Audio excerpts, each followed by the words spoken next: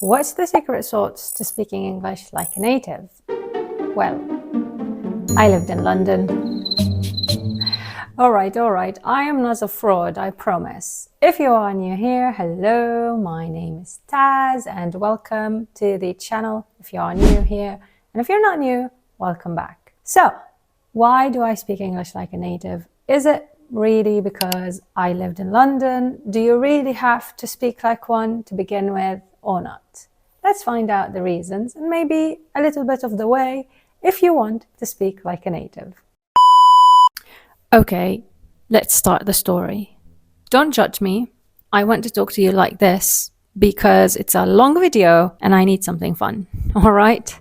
Okay, what's the story and what's the reason why I speak English like a native? Because I did live in London. Well, to be honest, it's yes and no at the same time.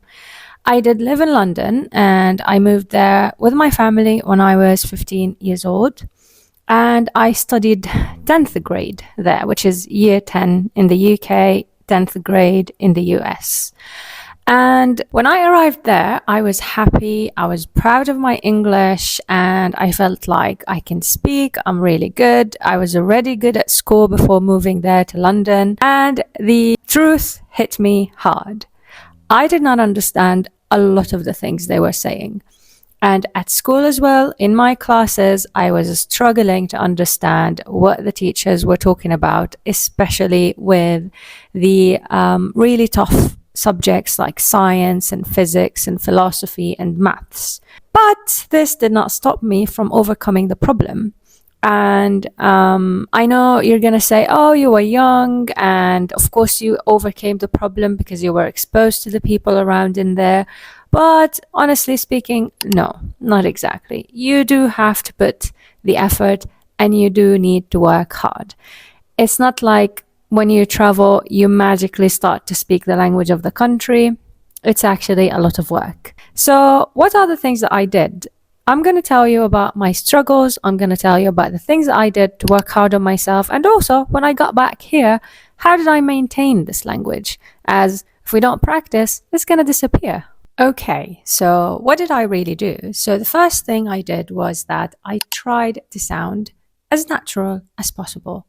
I tried to speak English as if it is something that is natural to me and not something that I'm forcing myself to speak. And I did not try to imitate the accent or try to sound like the people who are there. I just tried to be me, like not make it a super hard effort where like I have to speak like them. I have to sound like this. No, it's just like, okay, let's speak the language very normally, just like what they do.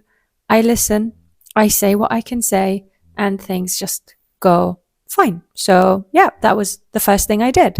And this is the tip that I always give to my students, which is do not force yourself to speak with an accent, because sometimes we come across as fake if we imitate it and if we try so hard to speak it and like we just sound like we're faking it, All right, the second thing I did was that I maintained English inside and outside. What do I mean by that? Is that I tried my best to keep English as part of my life.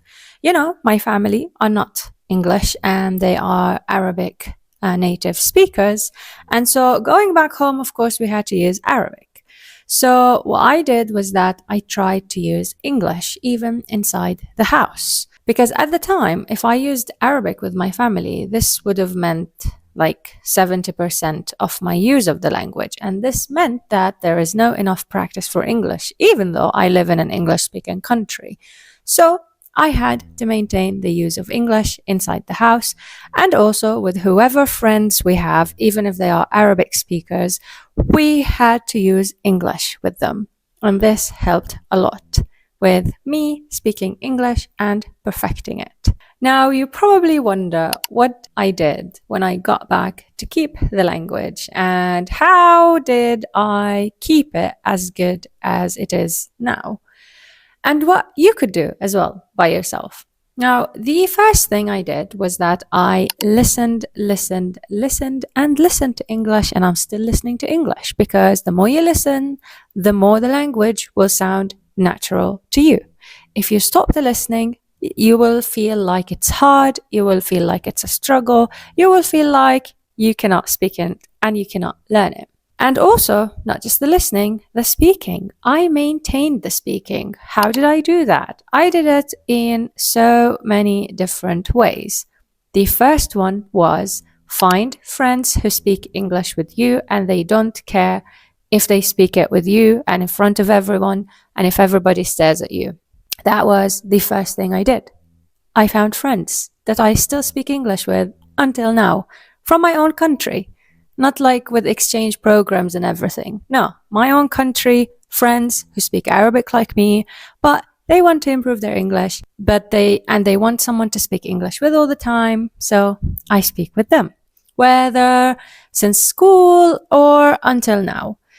Now, if you don't have those friends and it's hard for you to find someone to practice English with, now with AI, you have a lot of ways to practice your English. You have a lot of apps to practice speaking English. So it's not an excuse. Grab ChatGPT and speak with it. And I already talked about this in this video. It might be helpful for you. And at the time, I did not have AI, I did not have access to apps to speak English, and my friends were helping, but also I was doing the shadowing. I was listening a lot and I was repeating what people say. I was literally shadowing them and I was literally imitating them. So you could do that as well. It helps a lot with maintaining the language, with staying exposed to English, and also with making it sound natural to you. So try that. I also talked about shadowing in this video if you like to check it out. And always remember that you have to listen, listen, listen, listen everywhere, when you're sleeping, when you're eating, when you're driving, when you're working out, when you're walking, when you're cleaning, when you're doing whatever. Always listen to English. Trust me, it's going to make you find it very natural and you're going to remember a lot of things from what you hear. And also try to integrate it in your life by texting friends or finding exchange friends if it is hard for you to find someone from your own country. So at the end of the day, it's not really rocket science. You can do it really easily wherever you are on the planet, whether you are in an English-speaking country or whatever language-speaking country, you can master any language at this time and age. So you have no excuse and you cannot say it's, you sound like a native because you lived in London. Nope, trust me, that's not the reason. It's because I worked hard. Yes. All right, you guys, and that is it for today's video. I think I covered everything. If you have any other questions, you want to know anything else, type them down in the comments and I'll make sure I answer them. Have a good day.